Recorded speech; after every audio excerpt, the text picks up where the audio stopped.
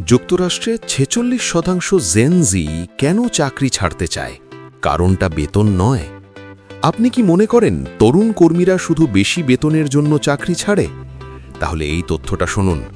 যুক্তরাষ্ট্রে ৪৬% জেন জি কর্মী চাকরি ছাড়ার পরিকল্পনা করছে, কিন্তু কারণ বেতন নয়। ইয়াংস্টাউন ইউনিভার্সিটির এক জরিপে ১,০০০ পূর্ণকালীন পেশাজীবীর ওপর গবেষণা করে দেখা গেছে, তরুণ কর্মীদের সবচেয়ে বড় সমস্যা হল ক্যারিয়ার গ্রোথের অভাব। আজকের কর্মক্ষেত্রে জেন জি শুধু চাকরি নয়, ভবিষ্যৎ দেখতে চায়। কিন্তু বাস্তবতা হল, প্রশ্ন আছে, সুযোগ কম, দায়িত্ব আছে, কিন্তু প্রগতি অস্পষ্ট।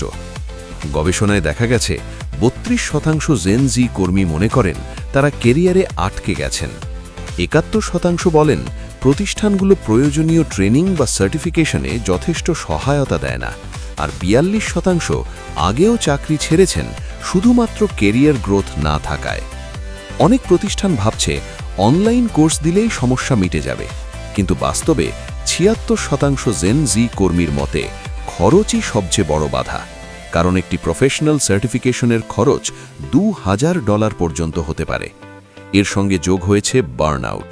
৪৩% কর্মী নিজেদের মানসিকভাবে ক্লান্ত বলে মনে করেন। এআই, চাকরির নিরাপত্তা আর ভবিষ্যৎ সব মিলিয়ে চাপ আরও বাড়ছে। তাহলে সমাধান কি?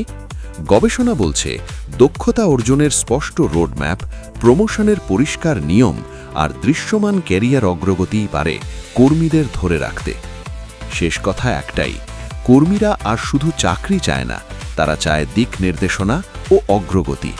যে প্রতিষ্ঠান এটা বুঝবে, তারাই ভবিষ্যতের কর্মী ধরে রাখতে পারবে।